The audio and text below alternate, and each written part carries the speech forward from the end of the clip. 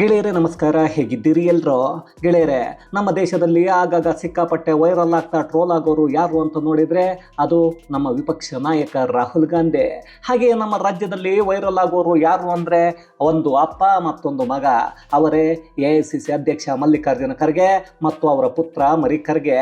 ಈಗ ಮತ್ತೆ ಕೇರಳದಲ್ಲಿ ಹಿರಿಕರ್ಗೆ ದೇಶವನ್ನು ಒಡೆಯೋ ಕೆಲಸಕ್ಕೆ ಕೈ ಹಾಕಿ ಸಿಕ್ಕಿಬಿದ್ದು ಇಡೀ ಭಾರತದ ಜನರು ಛೀ ಥೂ ಅಂತ ಅವರ ವಿರುದ್ಧ ತಿರುಗಿ ಬಿದ್ದಿದ್ದಾರೆ. ಒಟ್ಟಿನಲ್ಲಿ ಕಾಂಗ್ರೆಸ್ ಅನ್ನೋದೇ ಒಂದು ದೇಶವನ್ನು ಒಡೆಯೋ ಒಂದು ಪಕ್ಷ ಅನ್ನೋದು ಮತ್ತೆ ಸಾಬೀತಾಗ್ತಾ ಇದೆ. ಕೇರಳ ಚುನಾವಣಾ ಪ್ರಚಾರವನ್ನು ಮಾಡಿ ಅಂದರೆ ಯಾರನ್ನು ಮೆಚ್ಚಿಸೋಕೆ ಬೇಡದ ಮಾತುಗಳನ್ನಾಡಿ ಈಗ ಫುಲ್ ವೈರಲ್ ಆಗ್ತಾ ಟ್ರೋಲ್ ಆಗಿದ್ದಾರೆ. ಹಾಗಾದ್ರೆ ಹಿರಿಕರ್ಗೆ ಮಾಡಿದ್ದೇನೋ? ಕೇರಳದವರನ್ನು ಬಿಟ್ಟರೆ ಎಲ್ಲ ರಾಜ್ಯಗಳ ಮತದಾರರು ದಡ್ಡರ? ಇಂತಹ ಮಾತುಗಳನ್ನು ಕೇಳ್ತಾ ಚಪ್ಪಾಳೆಯನ್ನು ಹೊಡೆದ ಅವರೆಂಥ ಬುದ್ಧಿವಂತರು? ಕಾಂಗ್ರೆಸ್ ಪಕ್ಷವನ್ನೇ ಮುಗಿಸೋಕೆ ಮತ್ತೊಂದು ಹೆಜ್ಜೆಯನ್ನು ಇಟ್ರ ಈ ಖರ್ಗೆ? ಎಲ್ಲವನ್ನ ಈ ವಿಡಿಯೋದಲ್ಲಿ ನೋಡ್ಕೊಂಡು ಬರೋಣ ಬನ್ನಿ. ಗೆಳೆಯರೇ, ನಮ್ಮ ದೇಶದಲ್ಲಿ ತಾನೊಬ್ಬ ಪಕ್ಷದ ಅಧ್ಯಕ್ಷ ಅನ್ನೋದೇ ಗೊತ್ತಿಲ್ಲದ ವ್ಯಕ್ತಿ ಇದ್ದಾರೆ ಅಂದರೆ ನಂಬ್ತೀರಾ? ಖಂಡಿತ ನಂಬಲೇಬೇಕು. ಅದು ಬೇರೆ ಯಾರೂ ಅಲ್ಲ, ನಮ್ಮದೇ ರಾಜ್ಯದ AICC ಅಧ್ಯಕ್ಷ ಆಗಿರೋ ಮಲ್ಲಿಕಾರ್ಜುನ ಖರ್ಗೆ. ಯಾಕಂದರೆ ಅವರನ್ನು ಏನಾದರೂ ಕೇಳಿ ಅದನ್ನು ಹೈಕಮಾಂಡ್ ನಿರ್ಧಾರ ಮಾಡುತ್ತೆ ಅಂತಾರೆ. ನಾಮಪತ್ರವನ್ನು ಸಲ್ಲಿಕೆ ಮಾಡುವಾಗ ಯಾರಿಗೆ ಟಿಕೆಟ್ ನೀಡಬೇಕು ಅನ್ನೋ ಚರ್ಚೆಗಳು ನಡೆಯುವಾಗ ಅವರನ್ನು ಒಂದು ಮೂಲೆಯಲ್ಲಿ ಕೂರಿಸಿರ್ತಾರೆ. ಅದರಲ್ಲೂ ಪ್ರಿಯಾಂಕಾ ವಾದ್ರಾ ಉಪಚುನಾವಣೆಯಲ್ಲಿ ನಾಮಪತ್ರ ಸಲ್ಲಿಕೆ ಮಾಡುವಾಗ ಗೊತ್ತಲ್ಲ, ಈ ಖರ್ಗೆ ಅನ್ನೋ ಗುಲಾಮ ನಮ್ಮ ಜೊತೆಗೆ ಯಾಕೆ ನಮ್ಮ ಸಮನಾಗಿ ಇರಬೇಕು ಅಂತ ಅವರನ್ನು ಬಾಗಿಲಿಂದ ಹೊರಗೆ ನಿಲ್ಲಿಸಿ ಮಮ್ಮಿ ಸೋನಿಯಾ ಗಾಂಧಿ, ಸನ್ನು ರಾಹುಲ್ ಗಾಂಧಿ ಮತ್ತೆ ಪ್ರಿಯಾಂಕಾ ವಾದ್ರಾ ಮಾತ್ರ ಒಳಗೆ ಹೋಗಿದ್ರು. ಅದೇ AICC ಅಧ್ಯಕ್ಷ ಅನ್ನಿಸಿಕೊಂಡಿರೋ ಮಲ್ಲಿಕಾರ್ಜುನ ಖರ್ಗೆ ಮಾತ್ರ ಕಳ್ಳರ ಹಾಗೆ ಬಾಗಿಲಿಂದ ಇಣುಕಿ ಏನು ಮಾಡ್ತಾ ಇದ್ದಾರೆ ಅಂತ ನೋಡ್ತಾ ಇದ್ರು. ಆಗ ಆ ವಿಡಿಯೋ ಸಿಕ್ಕಾಪಟ್ಟೆ ವೈರಲ್ ಆಯಿತು, ಜೊತೆಗೆ ಸಖತ್ತು ಟ್ರೋಲ್ ಆಯಿತು. ಅದಾದ ಮೇಲೆ ಇವರು ಕರ್ನಾಟಕದಲ್ಲಿ ಕುರ್ಚಿ ಕಿತ್ತಾಟ ನಡೆಯುವಾಗ ಅದನ್ನು ಬಗೆಹರಿಸೋಕೆ ಬಂದ್ರು. ಮಾಧ್ಯಮದವರು ಕೇಳಿದ್ರೆ ಅಯ್ಯೋ ಅದನ್ನೆಲ್ಲ ನಮ್ಮ ಹೈಕಮಾಂಡ್ ನಿರ್ಧಾರ ಮಾಡುತ್ತೆ ಅಂದ್ರು. ಆದರೆ ಅದೇ ಹೈಕಮಾಂಡ್ ಅಲ್ಲಿ ಇವರು ಒಬ್ರು ಅನ್ನೋದನ್ನ ಮರೆತು ಹೋಗಿದ್ರ ಅಂದ್ರೆ ಖಂಡಿತ ಇಲ್ಲ. ಆ ನಿರ್ಧಾರವನ್ನ ನಾನು ತೆಗೆದುಕೊಳ್ತೀನಿ ಅನ್ನೋದನ್ನ ಹೇಳಿದ್ರೆ ಮಮ್ಮಿ ಸೋನಿಯಾ AICC ಅಧ್ಯಕ್ಷ ಸ್ಥಾನದಿಂದ ಕಿತ್ತು ಬಿಸಾಕ್ತಾರೆ. ಅದೇ ಕಾರಣಕ್ಕೆ ಹೈಕಮಾಂಡ್ ಅಂದ್ರೆ ನಾನಲ್ಲ, ನಾನೊಬ್ಬ ನಾಮಕಾವಸ್ಥೆ ಅಧ್ಯಕ್ಷ ಅನ್ನೋದನ್ನ ಜಗತ್ತಿನ ಮುಂದೆ ಸಾರಿ ಹೇಳಿದ್ರು. ಅಲ್ಲಿಗೆ ನನ್ನ ಕೈಲಿ ಏನು ಇಲ್ಲ, ನನ್ನ ಕೈಲಿ ಏನು ಆಗೋದಿಲ್ಲ ಅನ್ನೋದನ್ನು ಒಪ್ಪಿಕೊಂಡಿದ್ರು. ಅದರ ಜೊತೆಗೆ ಇವರೇ ಕಲ್ಯಾಣ ಕರ್ನಾಟಕದಲ್ಲಿ 60 ವರ್ಷದಿಂದ ಆಯ್ಕೆ ಆಗಿ ಬಂದು ಮಂತ್ರಿ ಆಗಿದ್ದಾರೆ, ಕೇಂದ್ರ ಮಂತ್ರಿ ಆಗಿದ್ದಾರೆ. ಈಗಲೂ ಅಧಿಕಾರ ಕೈಯಲ್ಲೇ ಇದೆ. ಆದರೂ DK ಶಿವಕುಮಾರ್ ಅವರನ್ನ ಕಾರ್ಯಕ್ರಮವೊಂದರಲ್ಲಿ ಸ್ಟೇಜ್ ಮೇಲೆ ನಿಂತು ನಮ್ಮ ಕಲಬುರಗಿಯನ್ನು ಬೆಂಗಳೂರು ಥರ ಬೇಡ, ಮೈಸೂರು ರೀತಿಯಾದರೂ ಮಾಡಿಕೊಡಿ ಅಂತ ಕೇಳಿದ್ರು. ಅಲ್ಲ ರೀ, 60 ವರ್ಷ ಇದೇ ಖರ್ಗೆ ಅನ್ನೋ ಮನುಷ್ಯ ಮಾಡದೇ ಇರೋದನ್ನು DK ಶಿವಕುಮಾರ್ 6 ತಿಂಗಳಲ್ಲೋ 3 ತಿಂಗಳಲ್ಲೋ ಮಾಡ್ತಾರ? ಯೋಚನೆ ಮಾಡಿ. ಹಾಗಾದರೆ 60 ವರ್ಷಗಳಿಂದ ಆ ಭಾಗಕ್ಕೆ ಬಿಡುಗಡೆ ಆಗಿರೋ ಹಣ ಏನಾಯಿತು, ಎಲ್ಲಿಗೆ ಹೋಯಿತು ಅನ್ನೋ ಲೆಕ್ಕವನ್ನು ಇದೇ ಖರ್ಗೆ ಮತ್ತು ಇವರ ಕುಟುಂಬ ತಾನೇ ಕೊಡಬೇಕು. ಆದರೂ ಕೊಡಲ್ಲ. ಯಾಕಂದರೆ ಅಲ್ಲಿರೋ ಜನರು ಅಂತಹ ಬುದ್ಧಿವಂತರೇ ಅನ್ನೋದು ಅವರ ಕುಟುಂಬಕ್ಕೆ ಚೆನ್ನಾಗಿ ಗೊತ್ತಿದೆ. ಹಾಗಂತ ವಿಷಯವೇ ಇಲ್ಲದೇ ಇದ್ದರೂ ಹೆಂಗಾದರೂ ನಾನು ಇದ್ದೀನಿ ಅನ್ನೋದನ್ನು ತೋರಿಸಿಕೊಳ್ಳೋದ್ರಲ್ಲಿ ಇವರು ಮಾತ್ರ ನಿಸ್ಸೀಮರು ಅಂದುಕೊಂಡಿದ್ರೆ ಅದು ನಮ್ಮೆಲ್ಲರ ತಪ್ಪು. ಯಾಕಂದರೆ ಇವರ ಪುತ್ರ ಮರಿ ಖರ್ಗೆ ಅಂದರೆ ಪ್ರಿಯಾಂಕಾ ಖರ್ಗೆ, ಅದೇ ರೀ ನಮ್ಮ ರಾಜ್ಯದ IT-BT ಮಿನಿಸ್ಟರ್. ಅವರು ಮಾಡೋಕ್ಕೆ ಕೆಲಸ ಬೇಕಾದಷ್ಟಿದೆ. ಆದರೂ ಆ ಕೆಲಸವನ್ನು ಮಾಡಿ ಹೆಸರನ್ನು ಮಾಡಲ್ಲ. ಅದನ್ನು ಬರಿಗಿಟ್ಟು ಅದರ ಬದಲಾಗಿ RSS ವಿರುದ್ಧ ಏನೇನೋ ಮಾತಾಡ್ತಾ ಯಾವುದೇ ದಾಖಲೆಗಳೇ ಇಲ್ಲದೆ ಒಂಥರ RSSಗೆ ಸಿದ್ದರಾಮಯ್ಯ ಇವರನ್ನೇ ಮಂತ್ರಿ ಮಾಡಿದ್ದಾರೆ ಅನ್ನೋ ಹಾಗೆ ಆಡಿದ್ರು. ಆಮೇಲೆ ಅದೆಲ್ಲ ಏನಾಯಿತು ಅನ್ನೋದು ನಮಗೆಲ್ಲ ಗೊತ್ತೇ ಇದೆ. ಅದಾದ ನಂತರ ಅಸ್ಸಾಂ ವಿರುದ್ಧ ಇಲ್ಲದನ್ನು ಮಾತಾಡಿ ಅಸ್ಸಾಂ ಜನರಿಂದ ಛೀಮಾರಿಯನ್ನು ಹಾಕಿಸ್ಕೊಂಡ್ರು. ಅಸ್ಸಾಂ CM ಹಿಮಂತ ಬಿಸ್ವಾ ಶರ್ಮಾ ಇಂತಹ ಅಯೋಗ್ಯನನ್ನು ಇಡೀ ಭಾರತದಲ್ಲಿ ನಾನು ನೋಡಿಲ್ಲ ಅಂತ ಉಗಿದಿದ್ದು ಆಯಿತು. ಅಲ್ಲೂ ಸಿಕ್ಕಾಪಟ್ಟೆ ಟ್ರೋಲ್ ಆದರು. ಅಲ್ಲಿಗೆ ಅಪ್ಪ ಮಗ ಮಾಡೋ ಕೆಲಸವನ್ನು ಬಿಟ್ಟು ಬೇರೆ ವಿಚಾರಗಳನ್ನು ಮಾತಾಡ್ತಾ ವೈರಲ್ ಆಗ್ತಾ ಟ್ರೋಲ್ ಆಗ್ತಾನೆ ಇರ್ತಾರೆ. ಅದರಿಂದ ಜೀವನ ಪೂರ್ತಿ ಕಾಂಗ್ರೆಸ್ ಪಕ್ಷದಿಂದ ಟಿಕೆಟ್ ಗಿಟ್ಟಿಸಿಕೊಳ್ಳೋಕೆ ಪ್ರಯತ್ನವನ್ನು ಮಾಡ್ತಾನೆ ಇರ್ತಾರೆ. ಆದರೂ ರಾಹುಲ್ ಗಾಂಧಿಗೆ ಅಪ್ಪ ಮಗ ಸಿಕ್ಕಾಪಟ್ಟೆ ಕಾಂಪಿಟೇಷನ್ ಕೊಡ್ತಾರೆ ಬಿಡಿಪ್ಪ. ಯಾಕಂದರೆ ರಾಹುಲ್ ಗಾಂಧಿ ಕೂಡ ಹಾಗೆ ತಾನೆ, ವಿಪಕ್ಷ ನಾಯಕನ ಕೆಲಸ ಬಿಟ್ಟು ಬೇರೆ ಎಲ್ಲ ಮಾಡ್ತಾರೆ. ಭಾರತಕ್ಕೆ ಬೇಕಾಗಿದ್ದನ್ನು ಬಿಟ್ಟು ಬೇರೆಲ್ಲ ಮಾತಾಡ್ತಾರೆ. ಅದರಿಂದ ಇಡೀ ಜಗತ್ತಲ್ಲಿ ಟ್ರೋಲ್ ಆಗ್ತಾನೆ ಆಗ್ತಾ ಇದ್ದಾರೆ, ಮುಂದೆ ಕೂಡ ಆಗ್ತಾನೇ ಇರ್ತಾರೆ. ಅದೇನಾದರೂ ಆಗಲಿ, ಈಗ ಅಂತಹ ರಾಹುಲ್ ಗಾಂಧಿಗೆ ಅಪ್ಪ ಮಗ ಸೆಡ್ಡನ್ನು ಹೊಡಿತಾ ಇದ್ದಾರೆ.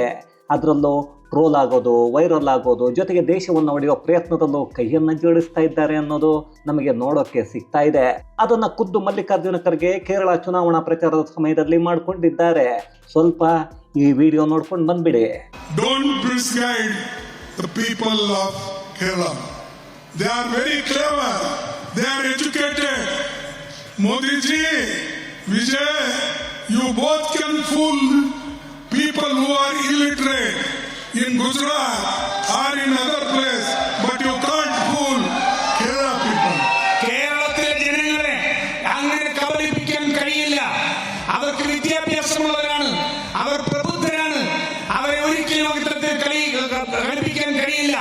അതുകൊണ്ട് ശ്രീ പിണറായി വിജയൻ, ശ്രീ നരേന്ദ്രമോദി, നിങ്ങൾ മറ്റുള്ളിടത്ത് ചെയ്യുന്നത് പോലെ ഇവിടെ വന്ന് ഇവിടുത്തെ ജനങ്ങളെ കബളിപ്പിക്കാൻ ശ്രമിക്കരുത്.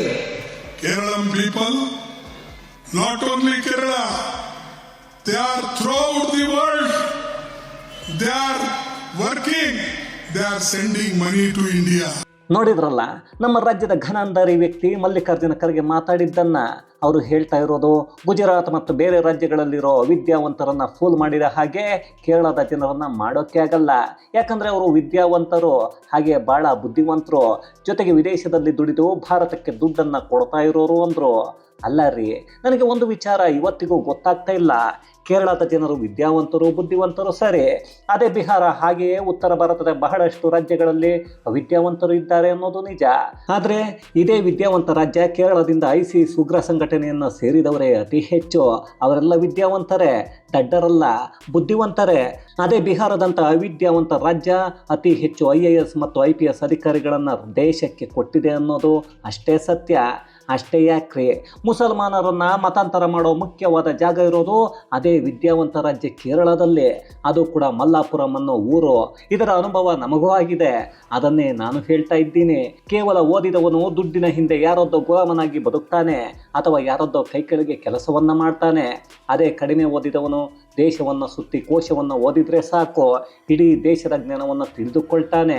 ಇಡೀ ದೇಶದ ಮೂಲೆ ಮೂಲೆಯನ್ನ ಈ ಮರಿಕರ್ಗೆ ಆಗಲಿ, ಹಿರಿಕರ್ಗೆ ಆಗಲಿ ಅಥವಾ ರಾಹುಲ್ ಆಗಲಿ ಸುತ್ತೋಕೆ ಹೋಗಿಲ್ಲ. ಅಲ್ಲಿನ ಕಷ್ಟಗಳ ಬಗ್ಗೆ ಅರ್ಥವನ್ನು ಮಾಡಿಕೊಂಡಿಲ್ಲ. ಇವರು ಹೋಗೋದೇ ಚುನಾವಣೆ ಇದ್ದಾಗ ಮಾತ್ರ. ಅದು ನಮಗೆ ಮತವನ್ನು ಹಾಕಿದ್ರೆ ನೀವು ಬುದ್ಧಿವಂತರು, ಇಲ್ಲ ಅಂದರೆ ನೀವು ದಡ್ಡನ ಮಕ್ಕಳು ಅಂತ ಮಾತಾಡ್ತಾರೆ. ಅದನ್ನು ಕೇಳೋ ಜನ ಈ ಬಡ್ಡಿ ಮಕ್ಕಳು ಯಾಕೋ ದೇಶವನ್ನೇ ಒಡೆಯೋಕ್ಕೆ ನೋಡ್ತಾ ಇದ್ದಾರೆ, ಇವರಿಗೆ ಮತವನ್ನು ಹಾಕೋದೇ ಬೇಡ ಅನ್ನೋ ಯೋಚನೆಯನ್ನು ಮಾಡಿದ್ದಾರೆ. ಈಗ ಅಂಥದ್ದೇ ದಾಳವನ್ನು ಕೇರಳದ ಜನರ ಮುಂದೆ ಖರ್ಗೆ ಅಲಿಯಾಸ್ ಕಲಬುರಗಿಯನ್ನು ಉದ್ಧಾರ ಮಾಡೋಕ್ಕೆ ಯೋಗ್ಯತೆ ಇಲ್ಲದ ಮನುಷ್ಯ ಮಾತಾಡ್ತಾ ಇದ್ದಾರೆ. ಅದರಲ್ಲೂ ನಮ್ಮ ದೇಶದಲ್ಲಿ ಇದನ್ನು ಕೇಳಿ ಚಪ್ಪಾಳೆಯನ್ನು ಹೊಡಿತಾರೆ ಅಂದರೆ ಅವರು ಅದೆಷ್ಟು ಬುದ್ಧಿವಂತರು ಅನ್ನೋದನ್ನು ನಾವೇ ಅರ್ಥ ಮಾಡ್ಕೋಬೇಕು. ಸರಿ ಆಯಿತು, ನಾಳೆ ಕಾಂಗ್ರೆಸ್ ಪಕ್ಷವನ್ನು ಕೇರಳದ ಮತದಾರರು ಗೆಲ್ಲಿಸದೇ ಇದ್ದರೆ ಆಗ ಅವರು ದಡ್ಡರಾಗ್ತಾರಾ? ಇಲ್ಲ ಅಂದರೆ ಮುಂದಿನ ಬಾರಿಗೆ ಕರ್ನಾಟಕದಲ್ಲಿ ಕಾಂಗ್ರೆಸ್ ಪಕ್ಷ ಮಕಾಡೆ ಮಲಗುತ್ತಲ್ಲ, ಆಗ ಕರ್ನಾಟಕದ ಜನರು ದಡ್ಡರಾಗ್ತಾರಾ? ಇವರು ಹೇಳೋದನ್ನು ನೋಡ್ತಾ ಇದ್ರೆ ಪಾಕಿಸ್ತಾನದ ರಾಜಕಾರಣಿಗಳ ನೆನಪಾಗತ್ತೆ. ಅವರು ಹಾಗೇನೆ ಯಾವಾಗಲೂ POKಯನ್ನು ತೋರಿಸಿ ಮತವನ್ನು ಹಾಕಿಸ್ಕೊಳ್ತಾರೆ. ಆಮೇಲೆ ಅದನ್ನು ಭಾರತದಿಂದ ಪಾಕಿಸ್ತಾನಕ್ಕೆ ಸೇರಿಸಿಕೊಳ್ತೀವಿ ಅಂತ ನಾಟಕವನ್ನು ಮಾಡ್ತಾರೆ. ಅದೇ ಗೆದ್ದ ಮೇಲೆ POK ವಶಪಡಿಸಿಕೊಳ್ಳೋಕೆ ಯುದ್ಧವನ್ನು ಮಾಡಬೇಕು, ಆ ಯುದ್ಧ ಮಾಡೋಕ್ಕೆ ದುಡ್ಡು ಬೇಕು. ಅದೇ ಕಾರಣಕ್ಕೆ ಯಾವುದೇ ಅಭಿವೃದ್ಧಿ ಮಾಡೋಕ್ಕೆ ಆಗ್ತಾ ಇಲ್ಲ. ಬದಲಾಗಿ ಜನರೇ ಒಂದಷ್ಟು ದುಡ್ಡನ್ನು ಭಾರತದ ವಿರುದ್ಧ ಯುದ್ಧ ಮಾಡೋಕ್ಕೆ ಕೊಟ್ಟು ಬಿಡಿ ಅಂತಾರೆ. ಇಲ್ಲೂ ಹಾಗೇನೆ ಕಾಂಗ್ರೆಸ್ ನಾಯಕರು ಆಯಾ ರಾಜ್ಯಕ್ಕೆ ಹೋದಾಗ ಕಾಂಗ್ರೆಸ್ ಈ ರಾಜ್ಯದ ಜನರು ದಡ್ಡರಲ್ಲ, ಈ ಬಾರಿ ನಮ್ಮನ್ನೇ ಆಯ್ಕೆ ಮಾಡ್ತಾರೆ ಅಂತಾರೆ. ಆಮೇಲೆ ನೋಡಿದರೆ 4 ಸೀಟುಗಳನ್ನು ಗೆಲ್ಲೋಕೆ ಆಗಲ್ಲ. ಇಷ್ಟೆಲ್ಲ ಮಲ್ಲಿಕಾರ್ಜುನ ಖರ್ಗೆ ಮಾತಾಡ್ತಾ ಇದ್ದಾರೆ ಅಂದರೆ ಕೇರಳದ ಜನರು ಕಾಂಗ್ರೆಸ್ಗೆ ಮತವನ್ನು ಹಾಕಿ ಒಂದಷ್ಟು ಸೀಟುಗಳನ್ನು ಗೆಲ್ಲಿಸ್ತಾರ ಅಂತ ನೋಡಿದರೆ ಖಂಡಿತ ಇಲ್ಲ. ಕೇರಳದಲ್ಲಿ 10 ಸೀಟುಗಳನ್ನು ಕಾಂಗ್ರೆಸ್ ಗೆಲ್ಲಲ್ಲ. ಆಗ ಕೇರಳದ ಜನ ದಡ್ಡರ ಇಲ್ಲ ಬುದ್ಧಿವಂತರ ಅನ್ನೋದನ್ನು ಖರ್ಗೆ ಅವರೇ ಹೇಳ್ತಾರೆ ಬಿಡಿ. ಕೇರಳದ ಚುನಾವಣೆಯಲ್ಲಿ BJPಗೆ ಮತವನ್ನು ಹಾಕದೇ ಇದ್ದರೆ ಮಾತ್ರ ಬುದ್ಧಿವಂತರ ಅಥವಾ ಕಾಂಗ್ರೆಸ್ಗೆ ಮತವನ್ನು ಹಾಕಿದರೆ ಬುದ್ಧಿವಂತರ ಅನ್ನೋದನ್ನು ಮೋಸ್ಟ್ಲಿ ರಾಹುಲ್ ಗಾಂಧಿ ಬಂದು ಹೇಳಬಹುದು ಅನಿಸುತ್ತೆ. ಇನ್ನು ಮಲ್ಲಿಕಾರ್ಜುನ ಖರ್ಗೆ ಇದನ್ನು ಮಾತಾಡಿದ್ದು. ಈಗ ಉತ್ತರ ಭಾರತದ ಬಹಳಷ್ಟು ರಾಜ್ಯದ ಜನರು ಇವರ ವಿರುದ್ಧ ಸೋಷಿಯಲ್ ಮೀಡಿಯಾದಲ್ಲಿ ತಿರುಗಿ ಬಿದ್ದಿದ್ದಾರೆ. ಜೊತೆಗೆ ಉತ್ತರ ಭಾರತದ ಯಾವುದೇ ರಾಜ್ಯಗಳಲ್ಲಿ ಕಾಂಗ್ರೆಸ್ಗೆ ಮತವನ್ನು ಹಾಕಬೇಡಿ ಅನ್ನೋ ಒಂದಷ್ಟು ಅಭಿಯಾನಗಳನ್ನು ಶುರು ಮಾಡಿದ್ದಾರೆ. ಆದರೂ ಉತ್ತರ ಭಾರತದಲ್ಲಿ ಕಾಂಗ್ರೆಸ್ ಪಕ್ಷ ನಾಪತ್ತೆಯಾಗಿ ಯಾವುದೋ ಕಾಲ ಆಗಿದೆ. ಇನ್ನು ಅಲ್ಲೊಂದು ಇಲ್ಲೊಂದು ಕ್ಷೇತ್ರ ಉಳ್ಕೊಂಡಿವೆ. ಈಗ ಅವುಗಳು ತಾನೇ ಯಾಕೆ ಅಂತ ಖರ್ಗೆ ಈಗ ಮಾತಾಡಿ ಕಾಂಗ್ರೆಸ್ ಪಕ್ಷ ಬೇಗ ನಿರ್ನಾಮ ಆದರೆ ವಯಸ್ಸಾದ ಕಾಲದಲ್ಲಿ ನಿವೃತ್ತಿ ಆದರೂ ಪಡೆಯೋ ಯೋಚನೆ ಮಾಡ್ತಾ ಇದ್ದಾರೆ ಅನ್ನಿಸುತ್ತೆ. ಅದೇನೇ ಆದರೂ ಕಳೆದ ಲೋಕಸಭಾ ಚುನಾವಣೆಯ ಸಮಯದಲ್ಲಿ DK ಸುರೇಶ್ ದಕ್ಷಿಣ ಭಾರತ ಪ್ರತ್ಯೇಕ ರಾಷ್ಟ್ರ ಆಗಬೇಕು ಅನ್ನೋ ಹಾಗೆ ಮಾತನಾಡಿದ್ರು. ಆಗ ಅದು ದೊಡ್ಡ ಚರ್ಚೆ ಆಯಿತು. ಅದಾದ ನಂತರ ತಮಿಳುನಾಡಿನ ಮುಖ್ಯಮಂತ್ರಿ MK ಸ್ಟಾಲಿನ್ ಕೂಡ ಅದೇ ಮಾತನ್ನ ಮತ್ತೆ ಹೇಳಿದ್ರು. ನಂತರ ನಂದೆಲ್ಲಿಡ್ಲಿ ಅಂತ ಹಿರಿಕರಿಗೆ ಪುತ್ರ ಮರಿಕರಿಗೆ ಅಸ್ಸಾಂ ವಿರುದ್ಧ ಮಾತಾಡಿ ಅಯೋಗ್ಯ ಅಂತ ಅನ್ನಿಸಿಕೊಂಡ್ರು. ಈಗ ಅಪ್ಪ ಹಿರಿಕರಿಗೆ ರಾಜ್ಯಗಳನ್ನು ವಿಂಗಡಣೆ ಮಾಡಿ ಮಾತಾಡ್ತಾ ಇದ್ದಾರೆ. ಅಲ್ಲಿಗೆ ರಾಜ್ಯಗಳ ಮಧ್ಯೆ ಬಿರುಕನ್ನು ಉಂಟು ಮಾಡೋ ಕೆಲಸಕ್ಕೆ ಖರ್ಗೆ ಕೈ ಹಾಕಿದ್ದಾರಾ ಅನ್ನೋ ಅನುಮಾನಗಳು ಬರಲ್ವಾ? ಯೋಚನೆ ಮಾಡಿ. ಅದೇನೋಪ್ಪ, ಈ ರಾಹುಲ್ ಗಾಂಧಿ ಕೇರಳಕ್ಕೆ ಹೋಗೋದಕ್ಕೂ ಮೊದಲೇ ಖರ್ಗೆ ಏನೇನೋ ಮಾತಾಡ್ತಾ ಇದ್ದಾರೆ. ಇಲ್ಲಿ ರಾಹುಲ್ ಹತ್ರ ಶಬಾಸ್ ಅನ್ನಿಸಿಕೊಳ್ಳೋ ತವಕಾನೋ ಅಥವಾ ಅಪ್ಪ ಮಗ ಸೇರಿ ರಾಹುಲ್ ಗಾಂಧಿಗಿಂತ ನಾವೇನು ಕಮ್ಮಿ ಅಂತ ಟಕ್ಕರ್ ಕೊಡ್ತಾ ಇದ್ದಾರೋ ಗೊತ್ತಿಲ್ಲ.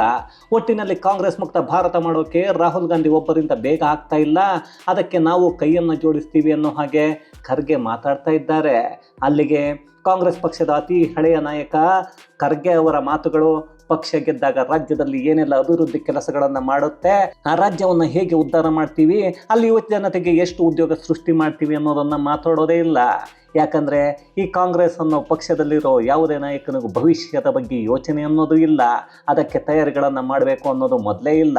ಕೇವಲ ರಾಜ್ಯಗಳ ಮಧ್ಯೆ ಧರ್ಮಗಳ ಮಧ್ಯೆ ವಿಷ ಬೀಜವನ್ನು ಬಿತ್ತೋದು, ಅದರಲ್ಲಿ ಹಣ್ಣುಗಳನ್ನು ಕಿತ್ತು ತಿನ್ನೋದು, ಅದೇ ಕೆಲಸ ಅಂದ್ಕೊಂಡಿದ್ದಾರೆ. ಆದರೆ ಇವತ್ತು ಇಂತಹ ಕೆಲಸವನ್ನು ಮಾಡೋಕ್ಕೆ ಹೋಗಿ ಪಕ್ಷ ನಾಪತ್ತೆ ಆಗ್ತಾ ಇದೆ ಅನ್ನೋ ಯೋಚನೆ ಅಲ್ಲಿರೋ ಮಹಾನ್ ನಾಯಕರಿಗೆ ಇಲ್ಲ. ಯಾಕಂದರೆ ಅವರಿಗೆ ಅದೆಲ್ಲ ಬೇಕಿಲ್ಲ. ಕೇವಲ ನಕಲಿ ಗಾಂಧಿಗಳಿಗೆ ಗುಲಾಮಗಿರಿಯನ್ನು ಮಾಡ್ತಾ ಅವರನ್ನು ಮೆಚ್ಚಿಸ್ತಾ ಇದ್ರೆ ಚುನಾವಣೆಯಲ್ಲಿ ಗೆಲ್ಲೋಕೆ ಆಗಿಲ್ಲ ಅಂದರೂ ಯಾವುದೋ ಒಂದು ಹುದ್ದೆಯನ್ನು ಕೊಡ್ತಾರೆ ಅಂತ. ಅದೇನೇ ಆದರೂ ಒಂದು ಪಕ್ಷದ ರಾಷ್ಟ್ರೀಯ ಅಧ್ಯಕ್ಷ ಮುಂದೆ ಚುನಾವಣೆ ಬಂದಾಗ ಅದೇ ಗುಜರಾತಲ್ಲೂ ಮತಯಾಚನೆ ಮಾಡಬೇಕು, ಬೇರೆ ರಾಜ್ಯಗಳಲ್ಲೂ ಮತ ಹಾಕಿ ಅಮ್ಮ ತಾಯಿ ಅನ್ನೋದನ್ನು ಕೇಳಬೇಕು. ಆದರೂ ಮಾತು ಮಾತ್ರ ದೌಲತ್ತು. ಇವರಿಗೆ ವಯಸ್ಸಾಯಿತೋ ಸರಿ, ನಾಚಿಕೆ ಮಾನ ಮರ್ಯಾದೆ ಅನ್ನೋದಾದರೂ ಇರಬೇಕಲ್ವೇ? ಮಾತಾಡೋಕ್ಕೆ ಮೊದಲು ಭಾರತೀಯ ಅನ್ನೋದು ನೆನಪಿರಬೇಕು, ಆಮೇಲೆ ಎಲ್ಲವೂ. ಯಾಕಂದರೆ ಯಾವುದೇ ರಾಜ್ಯ ಆದರೂ ಭಾರತ ದೇಶದ ಒಳಗೆ ಇರೋದು ಅನ್ನೋ ನೆನಪಿರಲಿ. ನನ್ನ ರಾಜ್ಯ ನನ್ನ ಹೆಮ್ಮೆ ಅನ್ನೋದು ನಿಜ. ನಾಳೆ ನಮ್ಮ ರಾಜ್ಯದ ಜನರನ್ನ ಮತಕ್ಕಾಗಿ ಬೇರೆ ರಾಜ್ಯದಲ್ಲಿ ನಿಂತು ಅವಿದ್ಯಾವಂತರು ಅವಿವೇಕಿಗಳು ಅಂದರು ಅಚ್ಚರಿಯನ್ನು ಪಡಬೇಕಾಗಿಲ್ಲ ಅಷ್ಟೇ. ಇದು ಗೆಳೆಯರೆ, AICC ಅಧ್ಯಕ್ಷ ಮಲ್ಲಿಕಾರ್ಜುನ ಖರ್ಗೆ ಕಾಂಗ್ರೆಸ್ ಪಕ್ಷವನ್ನು ಭಾರತ ಮುಕ್ತ ಮಾಡೋಕೆ ರಾಹುಲ್ ಗಾಂಧಿಗೆ ಪೈಪೋಟಿ ಕೊಡ್ತಾ ಇರೋದ್ರ ಕುರಿತಾದ ಒಂದಷ್ಟು ಮಾಹಿತಿ. ಮತ್ತಷ್ಟು ವಿಶೇಷತೆಗಳೊಂದಿಗೆ ಮುಂದಿನ ವಿಡಿಯೋದಲ್ಲಿ ಭೇಟಿಯಾಗೋಣ. ಅಲ್ಲಿಯವರೆಗೂ ಕನ್ನಡವೇ ಸತ್ಯ, ಕನ್ನಡವೇ ನಿತ್ಯ.